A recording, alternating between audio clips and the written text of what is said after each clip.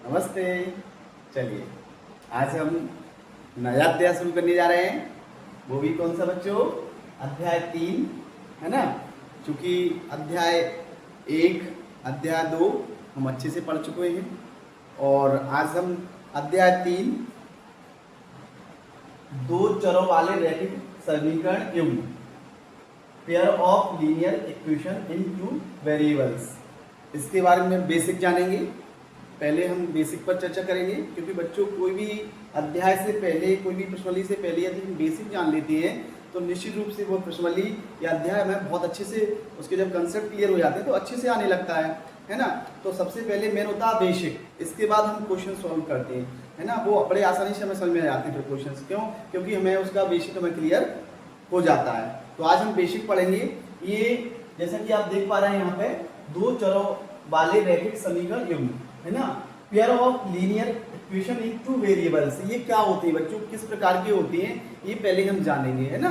और इसकी क्या क्या स्थितियां, इनमें क्या क्या कंडीशंस होती है वो भी जानेंगे। तो आज चलो अपन इस पर चर्चा करते हैं, है ना। तो सबसे पहले बात करें तो दो चर बच्चों पर पहले बात हुई थी, है ना। जैसे हमारे जो वेरिएबल्स होते हैं, जो एक्स वाई जेड होते हैं, इनको हम चर कहते हैं, और जो हमारे नंबर्स होते हैं उनको हम क्या कहते हैं? अचर कहते हैं। तो दो चरों वाले रैखिक, अब रैखिक वर्ड आता है रैखिक, रैखिक का क्या मतलब है? तो ऐसे समीकरण जिनकी जो चर है उनकी घात कितनी हो? 1 हो।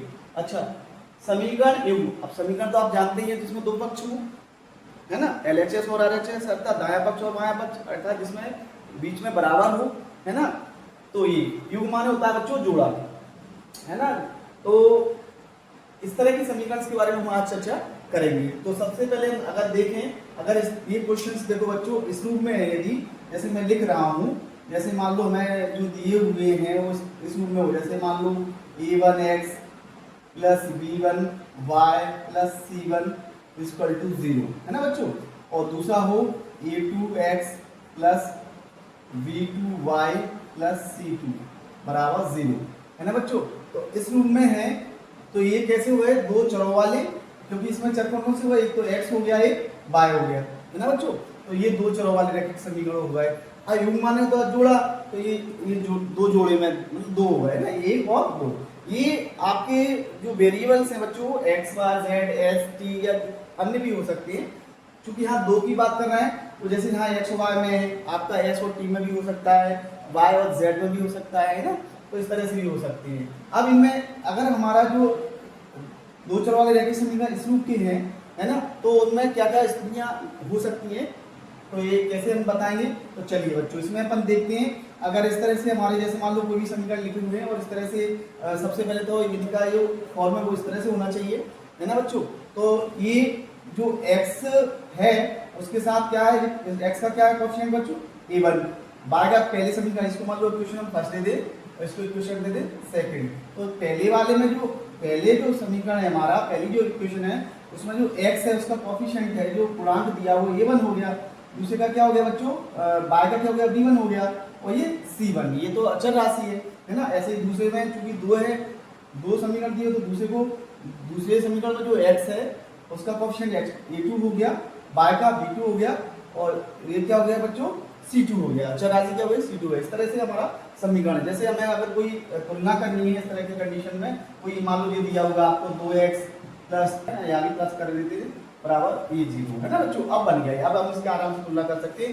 यदि नहीं बनाया है तो फिर हम क्या पहले उसको बनाना पड़ेगा। ये तो मैंने ऐसे ही आपको उदाहरण के तौर पर लिख रखा है, बाकी तो आपको पहले से दिया आएगा, नहीं दिया आएगा। अगर आप 0 के इधर दिया, कोई नंबर इधर लाओगे तो स्वाभाविक उसका साइन आपको चेंज करना पड़ेगा। ये तो मैं बाय एग्जांपल के लिए आपको इस तरह से मैंने लिख दिया है बच्चों, है ना। तो यहाँ पे यदि हम तुलना करें तो यहाँ a1 की वैल्यू कितनी होगी बच्चों? a1 की 2 हो जाएगी, कॉमा लगाएंगे। b1 की कितनी हो जाएगी बच्चों? 3 हो जाएगी, है ना। और c1 की कितनी जाएगी बच्चों? 5 हो जाएगी। अगर a2 की बात करें तो a2 की कितनी आएगी बच्चों? 3, b2 की कितनी आएगी यहाँ पे? 2, एंड c2 की कितनी आएगी बच्चों? 6। इस तरह से हम इस स्टैंडर्ड फॉर्म से हम इस रूप में जो दिया हुआ है हमें रैखिक समीकरण, इसकी तुलना हम आराम से कर सकते हैं। और इस तरह से हम a1 b1 c1 a2 b2 c2 की वैल्यू निकाल सकते हैं। फिर आगे हम इसकी ऐसी स्थिति निर्मित होती है तो हम क्या कर सकते हैं। देखो अगर हमने ये मान लिया कि हमारे दो रैखिक समीकरण है, ठीक है बच्चों। तो इसमें अगर स्थिति ये आती है नंबर 1, अगर हमारी स्थिति ये बनती है a1 बटे a2 बराबर नहीं है b1 बटे b2, तो बच्चों ऐसी स्थिति में एक अद्वितीय हल होता है। क्या होता है? एक रैखिक समीकरण का क्या होता है? एक अद्वितीय हल होता है, पहली कंडीशन।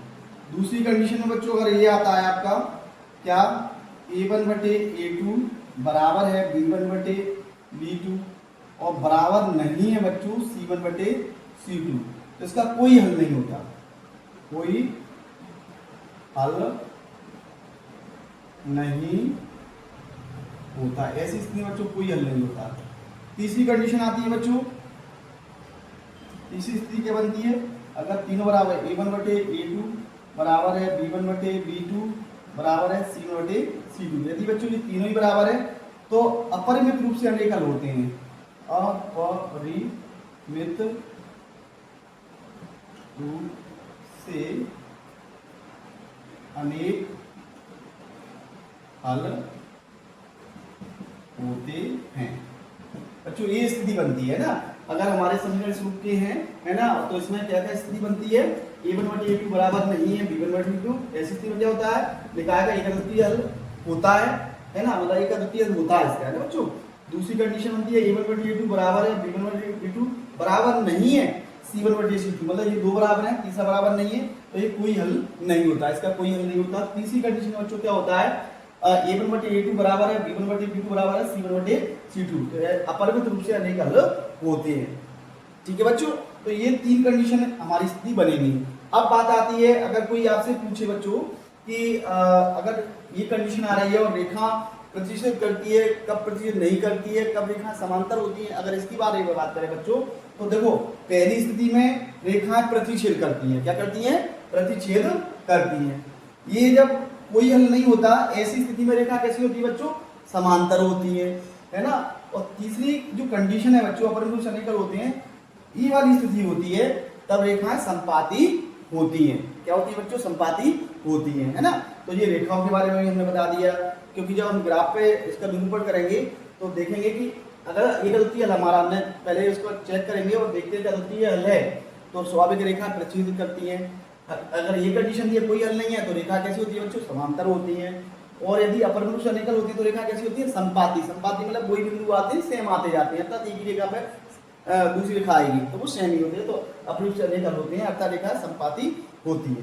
ये कंडीशन है। अब बच्चों यदि संगत असंगत कौन होते हैं, कौन से नहीं होते हैं, ये भी जांच करने को आता है।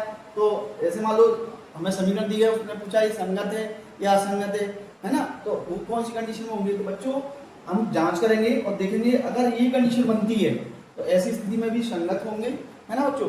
और अगर हमारी ये दूसरी स्थिति आती है a1/a2 बराबर नहीं बराबर है a1/a2 बराबर है b1/b2 बराबर नहीं है c1/c2, कोई हल नहीं होता है। ऐसी स्थिति में क्या है? असंगत होता है बच्चों, है ना।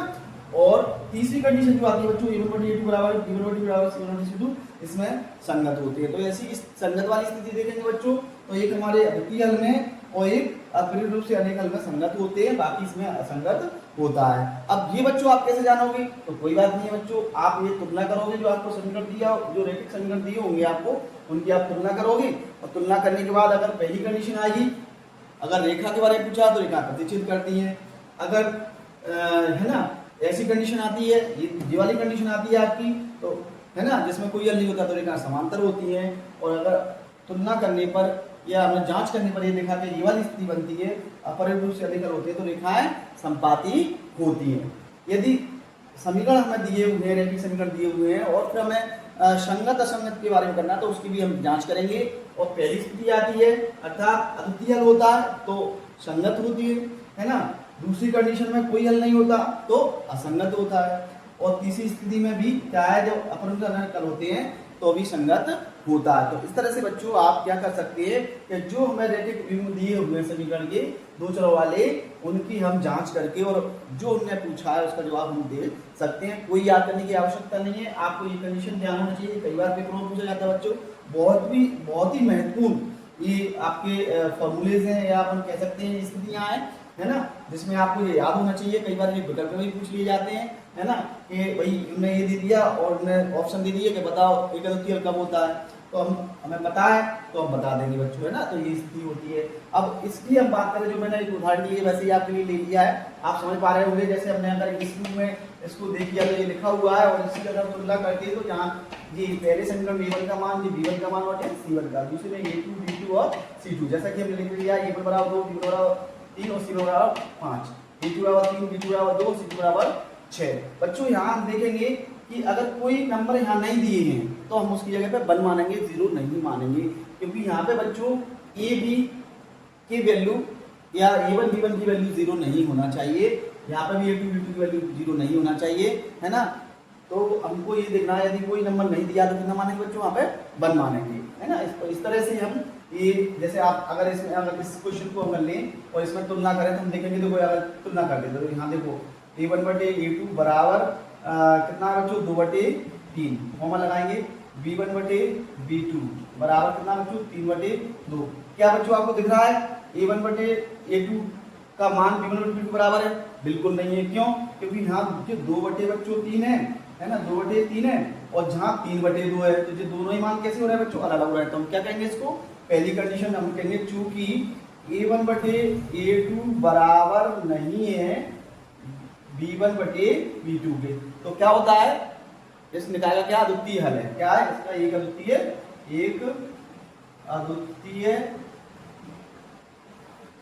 हल है बच्चों, इसका एक अद्वितीय हल है ना बच्चों, इसका एक अद्वितीय हल है। तो इस तरह से हम इसकी जांच करके हम बता सकते हैं, और ऐसे ही आगे की कंडीशन और भी क्वेश्चन है बच्चों, हम इसको ऐसे ही सॉल्व करेंगे। तो आप देख पा रहे हैं कि थोड़ा सा आपने इसके बारे में जाना कि जो दो चरों वाले रैखिक समीकरण किस रूप के होते हैं, है ना, और उनको दो चरों वाले रैखिक समीकरण में कौन कौन सी स्थितियां बनती हैं, जैसा कि आप देख पा रहे हैं इसमें स्थिति फर्स्ट, सेकंड और थर्ड, है ना। और यदि कोई समीकरण इस रूप में ना हो तो हमें इस रूप में पहले उसको बदलना पड़ेगा, फिर इसकी तुलना करेंगे और इस तरह से हम उसकी जांच कर लेंगे। तो बच्चों ये थोड़ा सा बेसिक था, बाकी हम कुछ हल्के क्वेश्चन इसमें करेंगे आगे चल के, है ना, और आपको पूरा सॉल्व करेंगे, कहीं कोई दिक्कत नहीं आएगी। तो आप थोड़ा सा आपको ये समझ में आया होगा, है ना, इसलिए थोड़ा सा बेसिक अपन ने इस पर चर्चा की। तो बहुत बहुत धन्यवाद, थैंक यू वेरी मच।